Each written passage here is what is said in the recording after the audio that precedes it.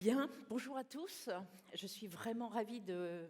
Mais en fait, je ne vous vois pas, je ne vois que les lumières, mais je suis ravie d'être parmi vous et ravie surtout que vous ayez imaginé que je puisse éventuellement vous proposer quelque chose de pertinent aujourd'hui en ce qui concerne la question de la transmission, mais aussi et surtout comment on peut inspirer demain.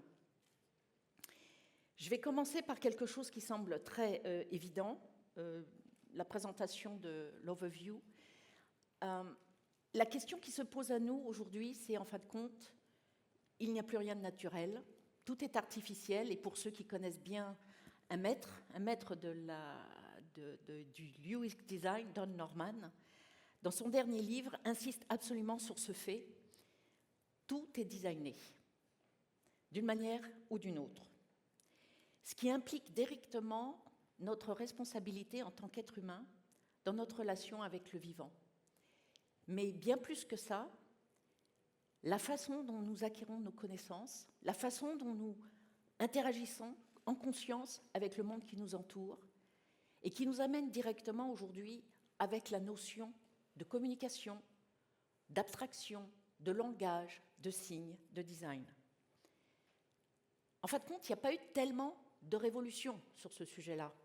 Juste une très grande généalogie d'approches dans lesquelles l'humain, pour parler avec ses semblables, mais aussi pour tout simplement prendre conscience de comment ce monde existe, pourquoi il existe et pourquoi j'en ai conscience.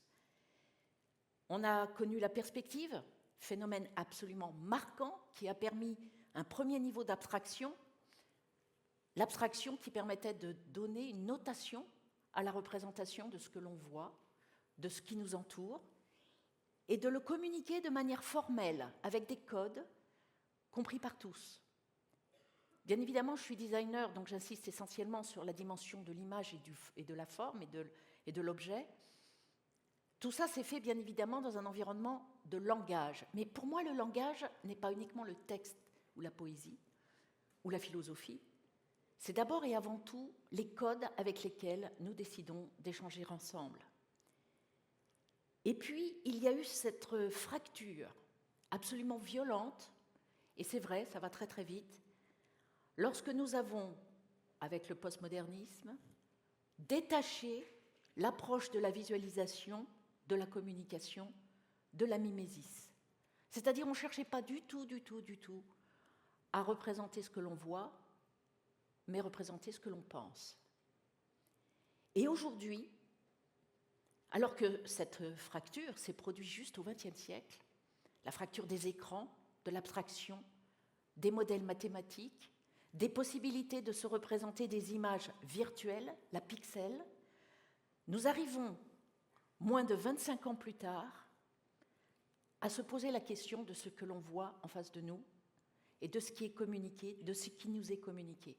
Et est-ce que cette communication, véritablement, pouvons la saisir ? C'est ce qu'on appelle chez Dassault Systèmes la génération, la générative économie.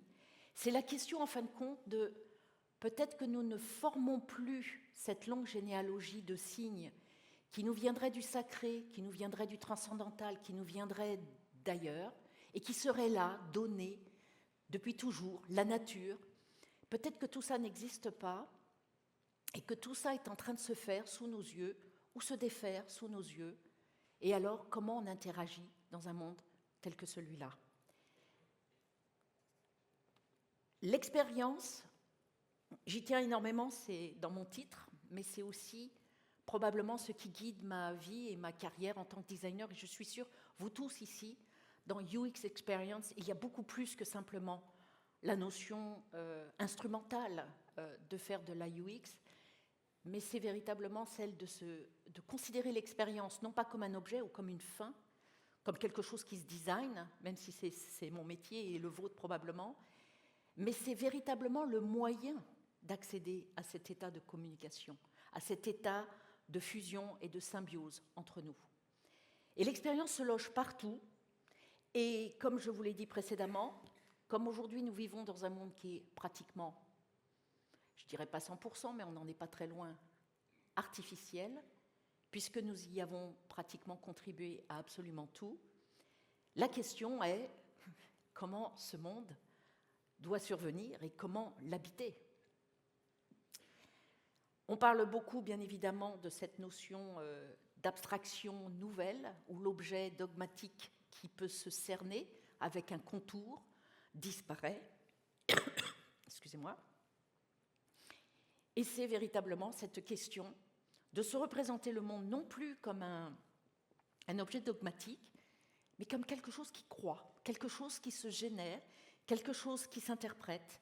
Donc vous avez le réseau neuronal ou autre chose, le mycélium, qui peuvent donner de très belles indications sur ce qui est à venir. J'ai mis cette image parce que la rupture, elle est véritablement faite aujourd'hui avec ce qu'on a connu dans ces temps très courts, pratiquement donc du XXe siècle, que sont les écrans. Et il ne nous a pas fallu longtemps, en tant qu'être humain, pour nous retrouver complètement, mais complètement aliénés par eux. Cette question, elle a été abordée par de très nombreux penseurs, et aujourd'hui, elle est au cœur de votre problématique d'éthique en tant que designer. Est-ce que j'aide véritablement le user, l'utilisateur, lorsque je lui fais un bon site web, ou est-ce que je ne suis pas, dans le cadre de toute autre application, en train de favoriser une aliénation encore plus profonde, une addiction, quelque chose qui m'amène à finalement ne plus avoir le contrôle de moi-même, de ma conscience. J'aimerais, moi, évoquer une rupture. Alors, bien sûr, on parle beaucoup des univers virtuels. Méta, beaucoup s'y frottent. Pour autant, on n'est qu'au début. Et si on a vu cette séquence de casques et de réalité virtuelle, quoi qu'il arrive, en moins de 25 ans, on passe de l'écran 2D de l'iPhone 2007 à ce qui sera probablement, et dans très très peu de temps, le spatial computing. C'est embêtant, on est toujours obligé d'utiliser des mots. Donc l'ordinateur spatial, vous voyez, ça passe pas tout à fait pareil. Pour autant, là, vous voyez pléthore de ces nouvelles lunettes qui arrivent et qui progressivement et tout doucement investissent nos vies et les interstices de nos vies et très clairement vont déplacer ce que nous connaissons des écrans.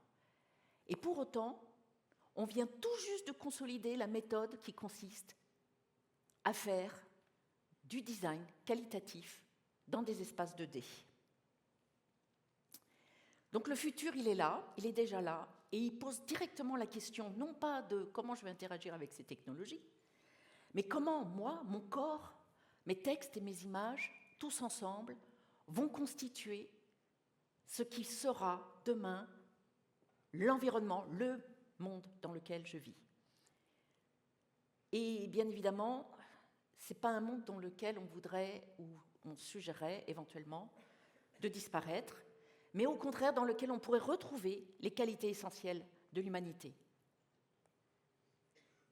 Donc, je vais me présenter très rapidement, je fais un petit détour. Je ne suis pas designer d'expérience. J'ai passé toute ma carrière à faire des choses bien prosaïques, des voitures. J'en ai dessiné beaucoup, j'ai dirigé des équipes. Dans le design industriel, il se trouve que c'est une des rares disciplines où on trouve beaucoup de designers. Pourquoi ? Parce qu'on réalise ce qui a été pendant très longtemps le véhicule, je dirais, du désir, voire même du consumérisme du XXe siècle. Ceci dit, je fais une petite digression. J'étais hier au Landing 42, qui est un bâtiment tout récent qui vient d'être construit à Londres. Et j'ai appris que finalement, on fait beaucoup plus d'élévateurs, enfin les ascenseurs en fait compte, c'est beaucoup plus fréquent que les voitures. C'est un nombre bien plus considérable de déplacements de personnes. Tout ça pour dire qu'il reste que néanmoins, nous sommes constitués de chair, constitués, je dirais, d'éléments très tangibles, et qu'il s'avère que le physique reste encore très présent. J'ai donc passé beaucoup de temps chez Renault, chez General Motors, et j'ai rejoint Dassault Systèmes il y a 15 ans avec une réelle curiosité vis-à-vis du tagline de l'entreprise. Quand je suis arrivée il y a 15 ans, l'entreprise était à peu près, il y avait 4000 personnes. Aujourd'hui, on est plus de 25 000 et la croissance est exponentielle. Et la raison, c'est parce que la présence de Dassault Systèmes et sa promesse vient à point nommé lorsque l'on parle de spatial computing, d'univers virtuel, de conception virtuelle au sens non actuel, parce que bien évidemment nous avons le virtuel en tant que solution technique. Et qu'est-ce que ça veut dire? Ça veut dire qu'une entreprise scientifique qui a la capacité d'accéder à un nombre considérable de données et de les modéliser sous la forme d'un modèle mathématique est capable de finalement de se représenter tous les aspects de la vie. On n'en est pas encore là, mais on s'en approche. C'est ce que nous appelons les virtual universe, et les objets qui sont créés, nous les appelons les jumeaux numériques. Pourquoi? Parce qu'ils sont tout simplement constitués non pas d'apports fictionnels, ce qui serait à ce moment-là des designs fiction, mais véritablement adossés à des capacités donc de réalisme physique, de conformité scientifique, qui permettent des simulations au plus près du réel. Bien évidemment, le biais des datas sont toujours là, mais le data model a un gros avantage, c'est un élément qui permet le dialogue, l'échange avec les uns et les autres. Je ne vais pas vous présenter cette slide en détail, sinon pour vous dire qu'en l'espace de 40 ans, l'entreprise a énormément évolué. Et si au départ, elle faisait de la 3D, aujourd'hui, nous sommes dans la réflexion de ce que pourrait être finalement la constitution de jumeaux numériques du monde. Ça peut faire peur. On a commencé avec Marcel Dassault, et ce qui est intéressant, donc c'est ce que je voulais juste que vous représentiez, c'est cette notion de data model. C'est que le data model peut être en effet une performance scientifique ou de réalisation mathématique, mais c'est d'abord et avant tout un médium de communication. Mais la grande différence avec tout ce que l'on voit de médiums de communication préexistants, c'est que le paradigme de la vie vraie, c'est-à-dire le paradigme de la 3D, nous permet de nous représenter les situations dans un monde quasiment réaliste. Alors bien évidemment, Dassault Systèmes, c'est des avions, c'est des voitures, c'est énormément d'équipements industriels, c'est des architectures iconiques. Globalement, c'est la possibilité de, à partir du moment où vous avez imaginé, même lorsque vous êtes dans la phase de design amont, un concept, ce concept peut se concrétiser par un jumeau numérique. Les 3D univers et la stratégie de Dassault Systèmes qui arrive, on l'appelle la Gen 7, pour l'économie générative de 7e génération, parce que c'est le 7e mouvement de notre entreprise, va constituer à travailler sur ces 7 fondamentaux.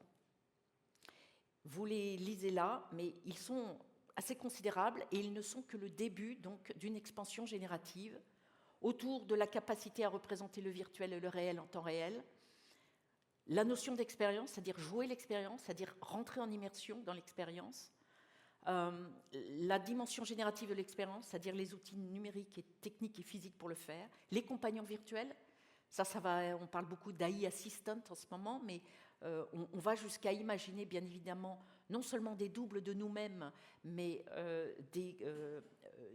probablement bien plus que des assistants, des agents, voire même des partenaires.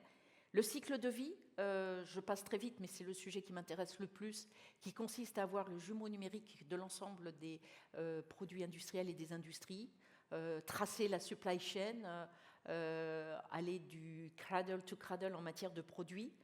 Le sense computing, qui est en train de totalement prendre un virage absolument extraordinaire, qui permet de véritablement utiliser toutes les capacités corporelles et physiques de l'être humain dans des interactions physiques et virtuelles.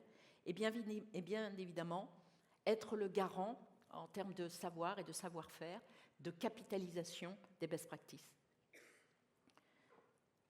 Le design studio donc, travaille aux croisées de ces éléments-là. On design des expériences, on imagine les espaces de concept dans lesquels ces expériences pourront être réalisées, c'est-à-dire nous réalisons les expériences, nous réalisons les milieux dans lesquels ces expériences doivent être réalisées et les conditions pour le faire grâce aux outils de la science. On essaye bien évidemment d'y apporter une dimension éthique en y apportant la dimension responsable et humaine. Et pour cela, on donne et on se constitue un corpus de savoir qui permet donc de créer ces liens particuliers lorsque l'on design dans un monde virtuel.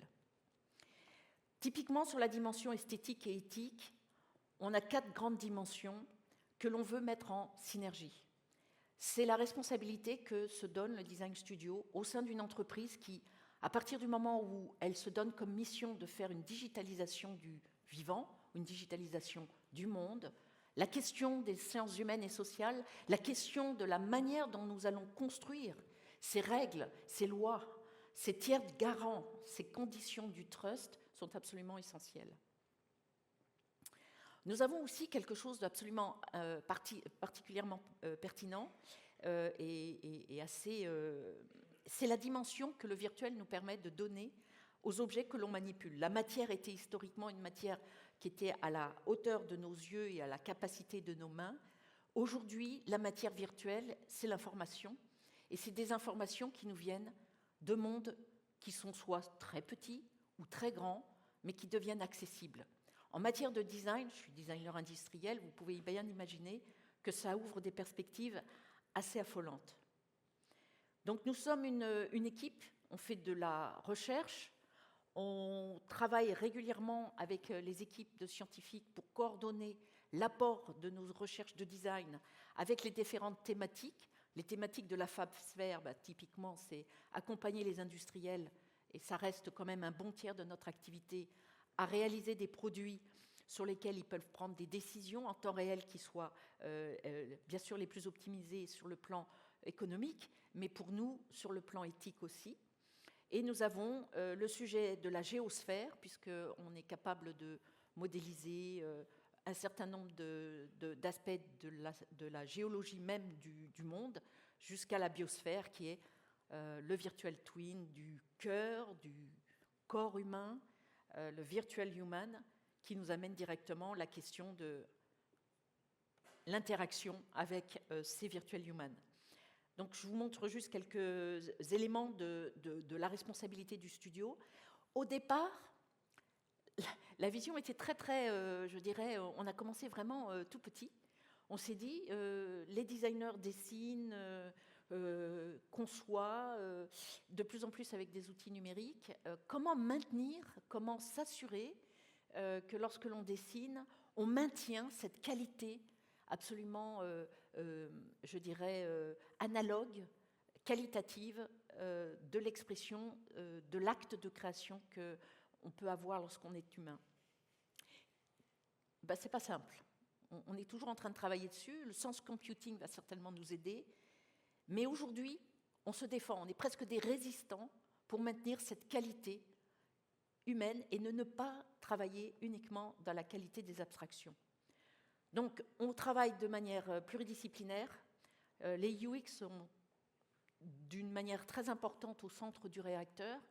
Pour autant, plus ça va, plus on étoffe nos équipes de qualité et de discipline de plus en plus éloignées de nous-mêmes. Et c'est ça l'intérêt, c'est d'arriver à agrandir toujours plus cette collaboration qui nous pose tout de suite la question du langage. C'est-à-dire que vous faites intervenir une nouvelle discipline dans le studio, c'est immédiatement un problème qui se pose. C'est « Ah, mais non, mais c'est pas ça que je voulais dire ». Donc, cette question, elle est absolument essentielle, puisque dans le spatial computing, beaucoup de règles n'existent pas, et donc il faut les régler. Ce que je vous montre là, je parle dessus, c'est ce que fait CATIA, par exemple, pour permettre finalement de combiner le design industriel, physique, et le design virtuel. La capacité qu'il y aurait éventuellement, imaginez un cockpit automobile, donc ça c'est véritablement les développements que nous faisons actuellement. Comment je design l'interface de l'utilisateur, du pilote, par exemple de cette auto, et que je gère jusqu'à la conception et les spécifications du système de l'objet. Ça, c'est le cœur même du réacteur de nos activités. Pourquoi ? Parce que associer la dimension de l'expérience, qui est un sujet de communication, et le rendre complètement pervasif sur la question de l'objet qui est en train d'être designé devant vous, qui est un robot. Il faut savoir qu'une voiture aujourd'hui ressemble plus à un software sur roue qu'un objet relativement esthétique qui se déplacerait de manière très mécanique.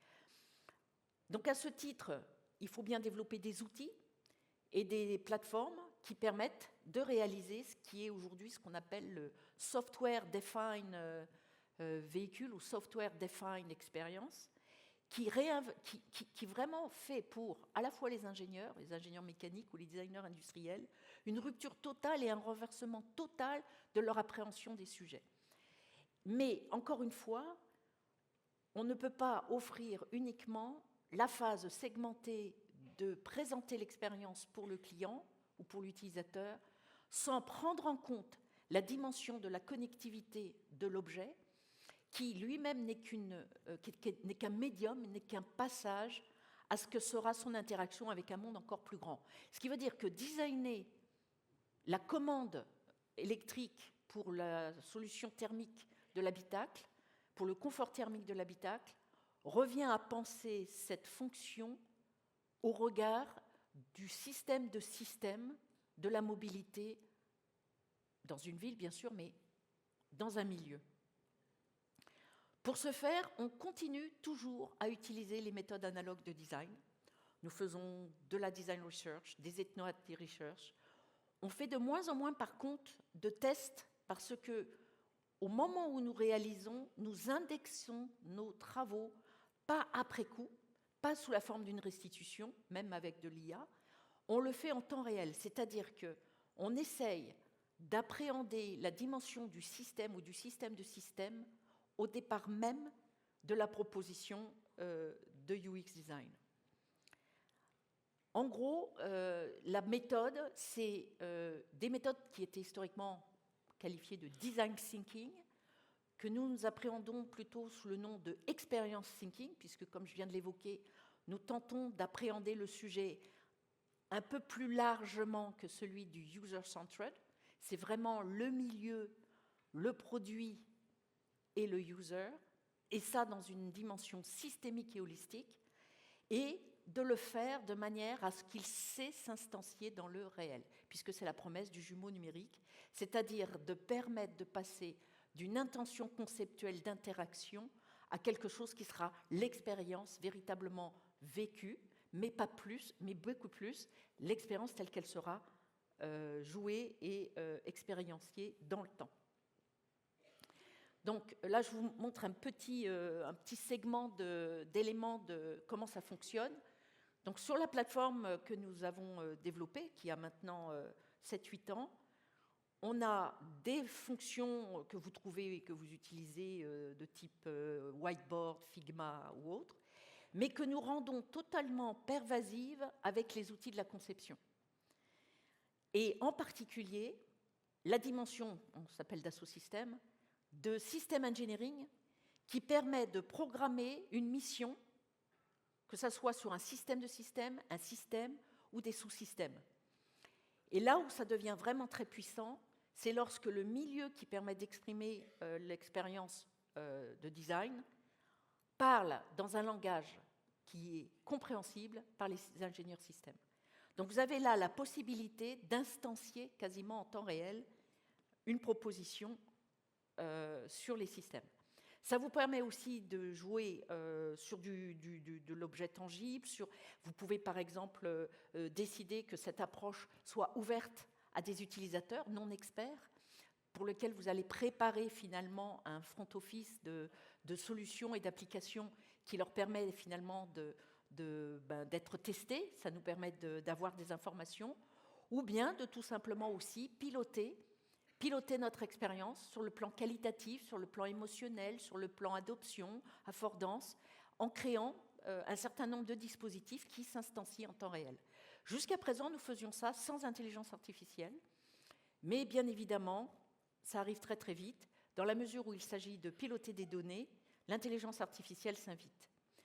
Ici, vous voyez un projet que nous avons réalisé, c'était le tout premier avec Software République, un partenariat entre Thales, Orange, Microélectronique, mais essentiellement piloté par Renault, le groupe Renault, ou bien évidemment autour de la question de piloter la voiture connectée, comment on met en présence le système, les propositions de proximité et d'usage pour les usagers, le cockpit et le véhicule lui-même.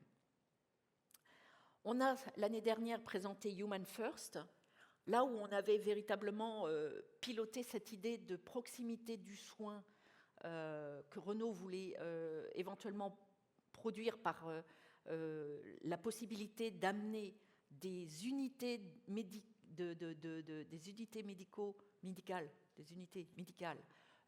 en proximité des besoins. Ce que vous avez à droite, c'est, enfin à votre droite, oui, le constat que, en bleu, vous avez les médecins, ils sont intramuros à Paris, et puis vous avez ces zones thermiques qui indiquent les besoins en termes de soutien médical. Et on fait quoi? Donc typiquement, là, on avait travaillé et on a la dimension systémique qui a été rendue possible entre l'expression d'un besoin, des possibilités réalisées par une partie des partenaires, la géolocalisation, l'adaptation, l'application, tout ça de manière systémique. Je tiens d'ailleurs à vous préciser qu'on sera encore à Vivatech, je crois que c'est le 10-11 juin. Je vous invite éventuellement, pour ceux qui seront à Vivatech, de venir voir le stand de Software République. Donc la question, c'est comment je joue de l'expérience, jouer au sens gamification, afin de permettre éventuellement de dépasser les écrans 2D. Tout ça, ça se passe par tout un catalogue. On a une plateforme qui permet de capturer. Alors, d'ailleurs, j'ai toute une équipe qui regarde de manière très très précise. Il y a énormément de freelancers qui arrivent avec des paradigmes d'interface et d'interaction absolument extraordinaires, qui ont pignon sur rue sur les réseaux sociaux, et dont bien évidemment nous regardons avec beaucoup d'attention ces tendances. Mais derrière, nous tentons de les implémenter dans des scénarios qui, bien sûr, se rapprochent souvent des besoins. Là, il y a un peu de son, mais éventuellement, des besoins de nos clients. Là, précisément, nous avons eu comme objectif d'optimiser l'arrêt au pit stop dans la course du Mans pour une entreprise qui s'appelle Ligier, On-Rock, pour ce qui est de la... Et l'idée, c'était donc de créer un scénario, pour le coup, là, toujours pas d'IA, mais qui permettait donc de jouer les différents dispositifs de façon à optimiser le temps de modification d'une pièce qui était défectueuse lors de la course. Donc là, on a ce dispositif de gamification de l'expérience qui permet à la fois d'optimiser la dimension d'interaction, mais toujours autour d'un objectif qui est celui de l'expérience finale, qui est celle de gagner la course, dans le cas présent. Dans cet exercice, en termes d'expérience IA, on va beaucoup plus loin parce que si vous disposez d'un jumeau numérique, si vous disposez du milieu, vous disposez des paramètres, vous avez les dimensions physiques, scientifiques, vous pouvez définir une mission au sens physiquement la plus probable possible, c'est-à-dire en jouant les dimensions de la simulation, c'est-à-dire de permettre par analogie d'optimiser et d'entraîner une IA, vous arrivez à une proposition qui semble être la bonne. Pour autant, vous pouvez jouer autant de scénarios que vous le voulez. Vous êtes dans le virtuel. Vous n'avez plus aucune limitation à prototyper des scénarios comme vous le souhaitez et de façon à pouvoir éventuellement choisir le meilleur. Et donc, à ce titre, il y a peut-être du son là. Le ciel, les rails, les routes, tous m'ont vu passer. J'ai eu les moyens de choisir le confort, la vitesse, la discrétion. Mais un jour, je me suis demandé, à quel prix voyage-t-on vraiment? Et je ne parle pas d'argent. Un TGV, c'est 400 tonnes d'acier et d'aluminium. 450 passagers, en silence à 300 km/h. Pour le fabriquer, environ 7,5 millions de kWh. Une tonne d'acier déplacée pour une personne, mais une efficacité énergétique inégalée. C'est un monstre d'ingénierie, mais d'une sobriété remarquable. La voiture, symbole de liberté. Mon SUV pèse 1,8 tonnes. C'est 450 kg déplacés par personne si je ne suis pas seul. À première vue, c'est raisonnable. Mais combien de fois suis-je seul au volant? Voici ma faiblesse. 15 tonnes d'élégance aérienne. Pour 10 personnes, parfois seulement moi. C'est 50 minutes de vol, mais 2 heures de logistique, entre le Bourget et l'aérogare, la douane, puis la voiture. Aujourd'hui, je sais combien pèsent mes voyages. Chaque trajet est un acte de matière et d'énergie. Je ne renonce pas à voler, ni à conduire. Je préfère voyager en train. Assis parmi les autres en lisant un livre, il m'arrive de rêver d'un autre moyen de transport, aussi rapide qu'un avion, sobre comme le train et aussi flexible que la voiture. Ce véhicule serait capable d'atteindre des très hautes vitesses, me permettant de faire Paris-Lausanne en 1 heure, avec un confort de haute qualité, une stabilité extraordinaire, utilisant le moins de métaux possible. Aujourd'hui, j'ai décidé de voyager avec mon temps dans l'hypertrain. Ce que je vous ai montré là, ça s'est fait la semaine dernière. Je voulais venir ici et j'ai demandé à un designer, Fabien Chancel, de me proposer ce qui pourrait être le futur de la réalisation d'un brief. Donc la persona, comment constituer une personne. Donc là, dans le cas présent, tout a été fait avec ChatGPT. La personne est définie. Elle est définie non pas dans le contexte de sa personnalité, puisqu'elle existe, mais elle est aussi co-autrice du brief, parce que nous avons défini le brief aussi avec l'intelligence artificielle, et nous avons réalisé toute la vidéo avec la construction des éléments dont on disposait. Alors, la deuxième vidéo permet d'aller encore beaucoup plus loin, c'est que l'intelligence artificielle nous a donné et nous a proposé beaucoup de personas, c'est un exemple du brief à partir de la définition des prompts que nous avons faits. Mais là où ça devient très intéressant, c'est que là, jusque-là, vous me dites, oui, c'est très bien, présentation d'un brief, on a un bilanciel possible et on justifie un projet possible. Pour le design industriel, je peux vous dire, c'est très important. Mais là où c'est devenu très très fort, c'est que le prompt qui a permis d'illustrer ce qu'était le brief, c'est-à-dire que le brief a permis de définir la conception du train.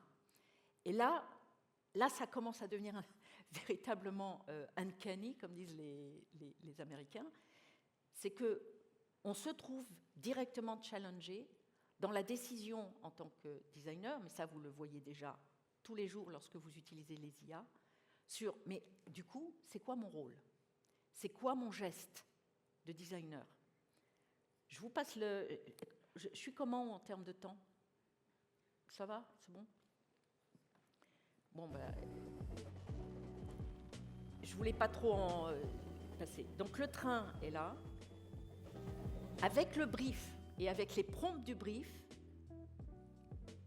toutes les définitions et les questions qui étaient évoquées, de la demande du persona et des limitations et des contraintes du design,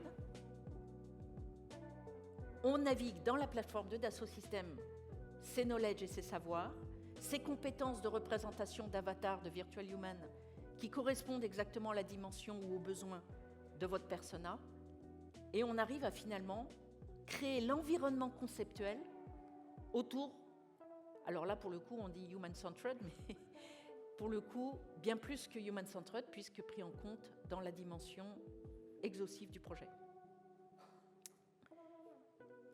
Bon, ça c'était juste pour... Ce que ça nous amène, c'est comment allons-nous designer demain avec du spatial computing. Comme cette discussion a énormément évolué, il y a 1 mois, Dassault Systèmes a annoncé, donc Bernard Charlès et Tim Cook se sont rencontrés, ont annoncé un partenariat. Le partenariat consiste à ce que, pour ceux qui connaissent Apple Vision Pro, devenir le provider en matière d'expérience de design, de conception pour Apple. C'est-à-dire que l'Apple Vision Pro, qui a été essentiellement conçu pour des dimensions, je dirais essentiellement de salon, de entertainment, le partenariat avec Disney et Netflix. Pour autant, vous avez un objet absolument extraordinaire. Je ne sais pas pour ceux d'entre vous qui l'avaient essayé, on a pour la première fois une vraie sensation d'immersion et des capacités de faire qui sont suffisamment stabilisées pour réaliser. Et à ce titre, on se rend compte que les deux mondes, le monde de l'industrie, qui a forcément besoin de concevoir dans l'espace et dans ces aspects de spatial computing, et l'outil, c'est même pas un outil, cet objet d'Apple vont converger. Je ne vous en dis pas plus, il y aura des annonces qui seront faites en juin, mais je suis face à une communauté de designers. Je voudrais juste que, pour les uns et les autres, vous puissiez imaginer en quoi ce changement pourra... quel changement ça va avoir ou impact que ça va avoir sur vos pratiques de designer. N'oubliez pas l'iPhone 2007, c'était il n'y a pas longtemps. Enfin, je finirai là-dessus. La question reste quand même, comment allons-nous dans le futur, et si l'on considérons toutes ces technologies et ces moyens et ces pratiques, permettre de passer, de transmettre. Une seule expérience, on utilise les jumeaux numériques dans les classes je dirais CM1, CM2. On l'a fait aussi dans des lycées à la plaine Saint-Denis, avec l'IRI. Ce qui est particulièrement intéressant, c'est de voir comment se fait la rupture sur la manière et la compréhension dans la transmission et dans les apprentissages, de visualiser et d'agir sur un environnement virtuel. C'est-à-dire un environnement virtuel sur lequel vous avez la possibilité d'imaginer des scénarios qui sont bien plus que des scénarios guidés par ce qui est possible de faire, par des contraintes industrielles. Le virtuel ouvre des perspectives, c'est une autre façon d'apprendre, ça libère, je dirais, l'imagination, les imaginaires et les capacités créatives, et donc il me paraît absolument essentiel de le considérer, probablement à l'avenir, comme étant un moyen d'apprentissage. Donc, tout ce qui est autour de nous est artificiel, mais bien évidemment, on peut décider de comment le designer, et que ce monde technologique peut nous faire peur. En tous les cas, moi, il me fait peur aussi, de temps en temps. Mais le plus important, c'est d'être, nous, des designers, dans l'acte de le repenser. C'est ça le plus important. Je vous remercie.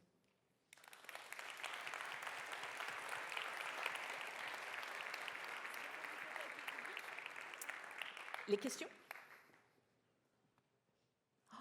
Ah, maintenant je vous vois. Ah oui, il y a du monde. Avez-vous des questions ? Là, il y a une question. Bon, écoutez, vous avez des t-shirts bleus là qui se promènent. Bonjour, merci beaucoup pour la conférence, c'était super intéressant. On est tous dans un environnement produit, pour la plupart j'imagine, avec des dimensions business et des relations entre les produits qu'on conçoit et le bénéfice qui est associé. Comment est-ce que vous arrivez à promouvoir toute cette conception centrée expérience et comment vous intégrez le business là-dedans ? C'est une excellente question, parce que celle-ci nous touche.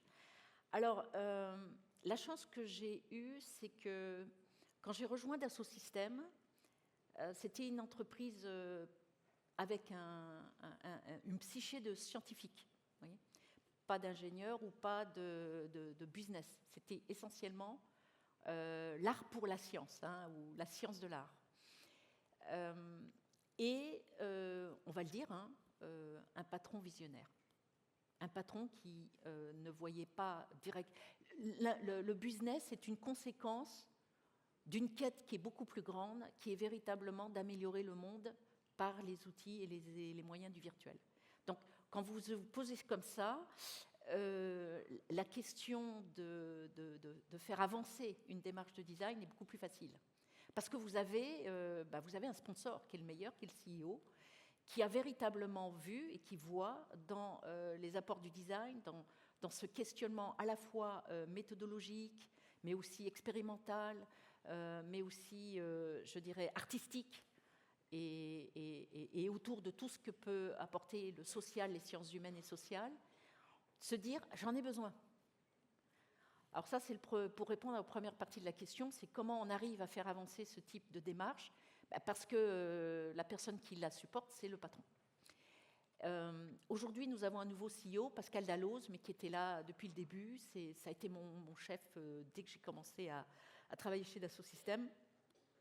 Et c'est véritablement quelque chose que l'entreprise a en termes d'ADN.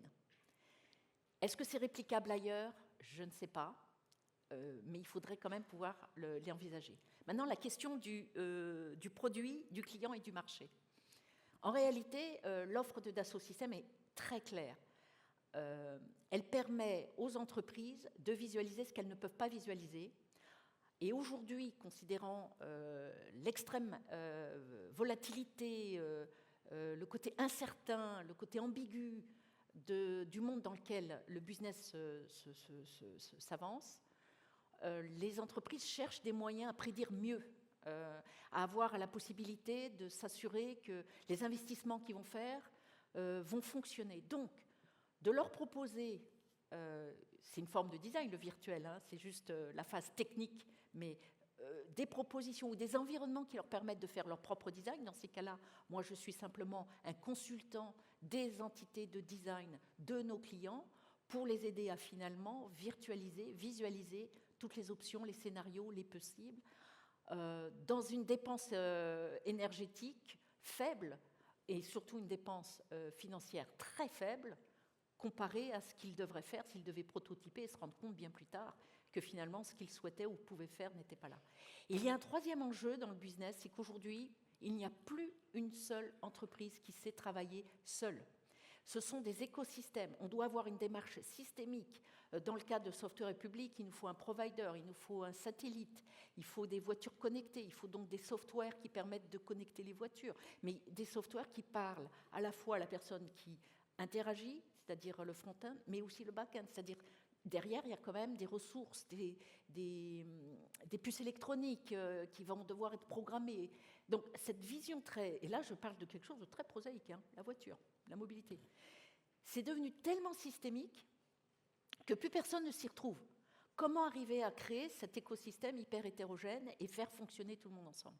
Le jumeau numérique qui permet finalement d'assembler les disciplines, les savoirs, les données dans un même environnement, c'est finalement le virtual space du design je dis d'aujourd'hui parce que ça existe déjà. Et très clairement, c'est compris. Toutes les grandes entreprises aujourd'hui passent au virtual twin pour une raison toute simple, c'est qu'elle permet en temps réel de prendre des décisions. Je ne dirais pas que c'est les bonnes décisions, je dirais qu'elles sont plus éclairées et elles sont aussi plus désirables.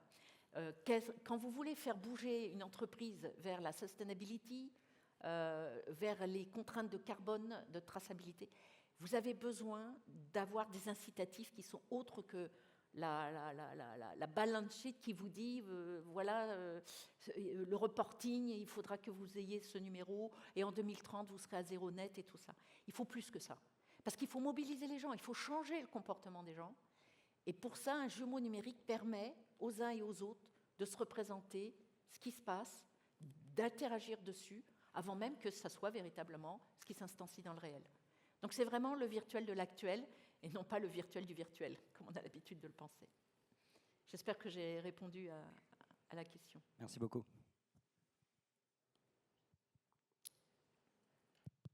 Oui, bonjour. Merci beaucoup pour la présentation. Je m'appelle Sochaux, je suis en charge des gouvernances chez Airbus. Nous sommes votre client utilisant tout produit pour la chaîne Airbus est un client. Ouais. Je voudrais revenir sur, vous avez déjà mentionné, aujourd'hui on a beaucoup de techno, IA, machin, etc. Chaque 3 mois, chaque 6 mois, il y a disruption partout. En tant que designer, vu que vous avez dirigé l'équipe de design, le groupe de design depuis très longtemps, quels conseils vous pouvez nous donner pour les designers aujourd'hui, pour les designers de futures générations, comment on pourrait survivre dans ce temps distribution? Merci. Merci pour cette question. Merci beaucoup. Eh bien, en gardant le lien social, c'est assez simple. La difficulté qu'on a eue après le Covid, c'est de tous croire que l'on pouvait devenir des designers derrière son écran avec tous les outils qui nous étaient proposés. Et presque tous mes designers ont fait ça. C'est-à-dire qu'ils se sont mis, ils sont devenus patrons d'entreprise. Parce que les capacités qui vous sont permises de faire chez vous, d'accéder à pratiquement de manière pervasive à toutes les informations, parler peut-être de manière en visio avec des ingénieurs, avec des aérodynamiciens, avec des physiciens, avec des géologues et autres, il faut combattre ça. La recommandation que je fais, c'est il faut garder le lien social, ça veut dire il faut rester une équipe humaine, physique, localisée, située. Donc, ce que j'ai fait, c'est que j'ai gardé un studio, et j'utilise beaucoup ce terme, un studio comme un studio de musique ou un studio de création, dans lequel les gens ont un plaisir, un réel plaisir à venir et à interagir les uns avec les autres. Pourquoi ? Parce que tous ces outils sont en effet très disruptifs, mais en fin de compte aussi, il y a quelque chose d'encore plus pervers, c'est qu'un outil va bien convenir, un outil va bien convenir à une personnalité, à un designer, et pas du tout à un autre. Et puis, la combinaison des outils, parce qu'il n'y a pas d'outils, il n'y a plus d'outils. C'est des écosystèmes d'outils qui s'imbriquent les uns dans les autres. Déjà, les nôtres, les outils d'Assosystème, et ensuite toutes ces intelligences artificielles, outils, applications qu'il faut recomposer, séquencer, et pour lesquels il n'y a pas véritablement un processus réglé. Voilà, t'inquiète pas, tu t'assois, on va t'apprendre, tu fais ça, après tu fais ça, après tu fais ça. C'est fini. C'est fini. Il faut en fin de compte, on revient dans la jungle. C'est exactement ce que m'a dit Fabien Chancel, là, qui a fait la petite vidéo pour vous aujourd'hui de l'hypertrain. Il m'a dit, j'ai l'impression d'être dans la jungle. Et c'est une image, à mon avis, qui est très vraie, mais il vaut mieux y aller en groupe, il vaut mieux y aller ensemble, et apprendre des uns des autres. Ah, t'es passé par là, oui, oui, alors attention, hein, fais un peu de DeepSeek sur ton prompt avant de l'envoyer chez Kling, parce que sinon tu vas galérer, tu vas brûler des crédits. Enfin, en plus, il y a la question des crédits, mais il y a tout simplement cette question que on ne sait pas, alors allons-y ensemble et apprenons les uns les autres. Faites-le, restez pas dans votre coin. Moi, je vois ici une très belle communauté, on se sent nudgé, on sent qu'il y a cette qualité famille, d'une expertise parce qu'on se connaît, parce qu'on partage une ambition qui est peut-être la quête du design, la quête d'un monde meilleur, mais surtout d'un monde humain qui respecte tout le monde. Alors restons ensemble parce qu'on partage les mêmes valeurs. Et parler de ces valeurs, j'en ai pas parlé, mais juste un petit détail. On a créé, il y a 1 an et demi, il y a des philosophes, des économistes, vraiment des gens des sciences humaines et sociales, un Human Evidence Lab. L'idée, c'est de vérifier tout ce que l'on fait, de vérifier, de tester, d'envisager, de prototyper, d'expérimenter, avec des écosystèmes internes, mais aussi externes, avec des chaires académiques. Par exemple, on a une chaire avec l'école des mines qui s'appelle Bien gérer l'IA, dans laquelle on teste, on regarde les use cases et autres. Et donc, garder la connaissance au cœur des équipes et les laisser s'ouvrir, les laisser perdre du temps, les laisser tester et pas les mettre... En fin de compte, oublier qu'il y a un process avec des milestones et des délivrables. On a malheureusement encore ça, mais moi j'aime bien dire repenser une structure très libre pour que la structure, elle soit ferme, mais qu'à l'intérieur, ça soit unstructured. Beaucoup de non-structurés, structurés. C'est un petit peu flou, mais c'est exactement comme ça qu'on essaye de faire. Merci.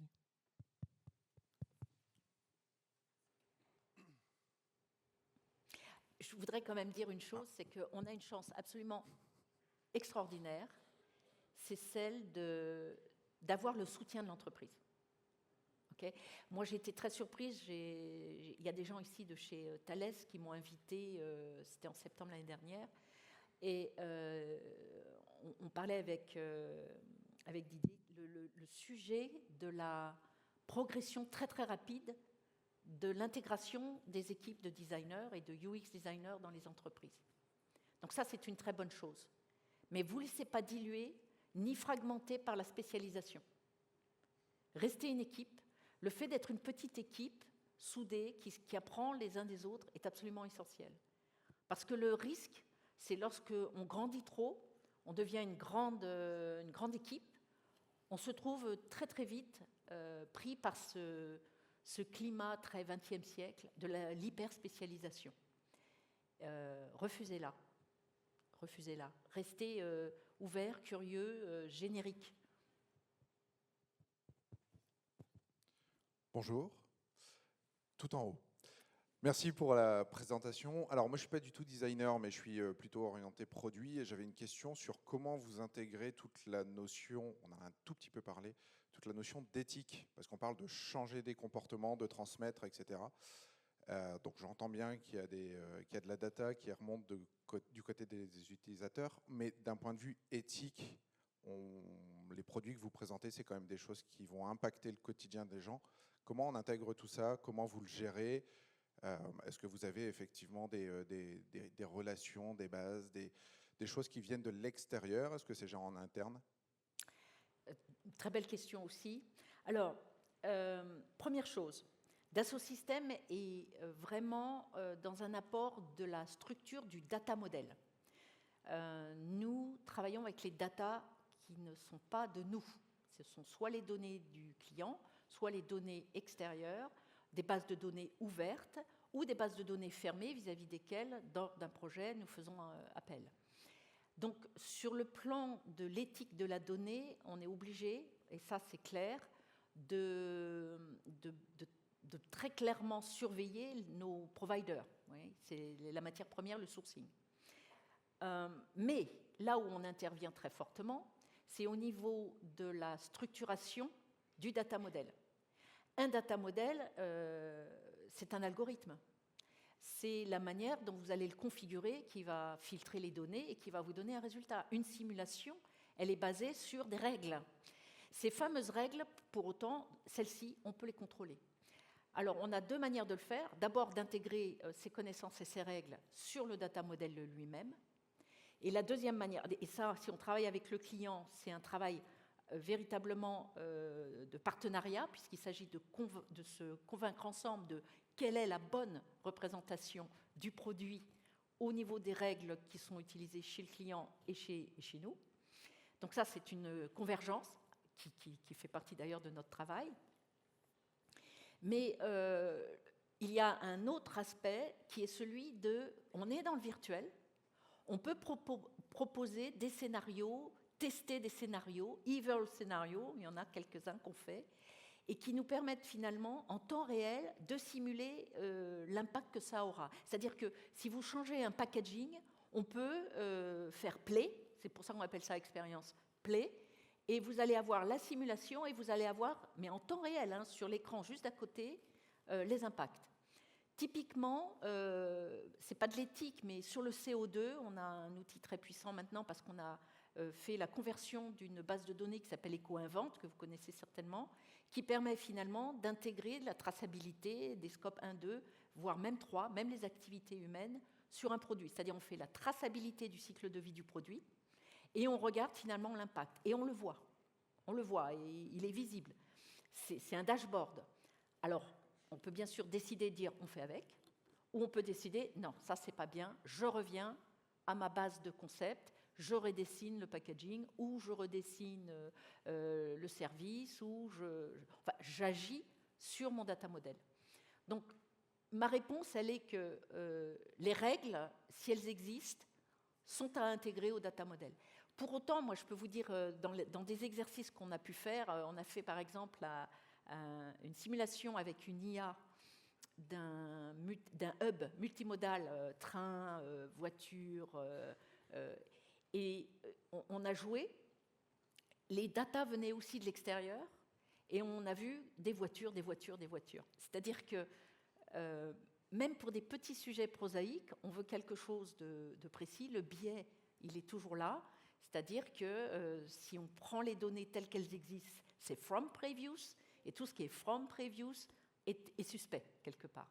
Donc c'est pour ça que le Virtual Twin a de beaux jours devant lui, parce qu'il permet quand même de tester sur toutes ces dimensions. Auparavant, c'était essentiellement l'esthétique. Aujourd'hui, on peut tout à fait y mettre des contraintes de données circulaires qui soient positives. Enfin, et pour terminer, on a des actions véritablement réelles au niveau des règles pour la communauté européenne. On travaille par exemple sur le passeport, le DPP de l'Union européenne, pour lequel on peut produire des possibilités. Donc le Green Passport, hein, c'est la façon de donner un passeport au produit et de tracer finalement l'ensemble des supply chains ou tout ce qui fait que ce produit est vert ou pas vert ou bleu. Donc ça, c'est des actions que nous menons grâce à des outils de digitalisation, des moyens qu'il y aura demain à faire de la régulation. Mais de la régulation qui permet de tester. C'est pas dogmatique. Ça permet de calibrer et de faire des bilanciels. Je ne sais pas si j'ai répondu. En tous les cas, tout produit, si vous faites des produits, quels qu'ils soient, quand vous dites le jumeau numérique de votre produit, ce n'est pas juste la manière dont il est constitué, c'est son écosystème, c'est les personnes qui interagissent, c'est les règles, c'est toutes les règles. À la limite, quand vous faites le jumeau numérique de votre objet, c'est la partie la plus, je dirais, responsable que vous avez, puisque ce que vous y mettez en termes de structuration et d'information, eh bien, c'est le résultat que vous aurez à l'arrivée.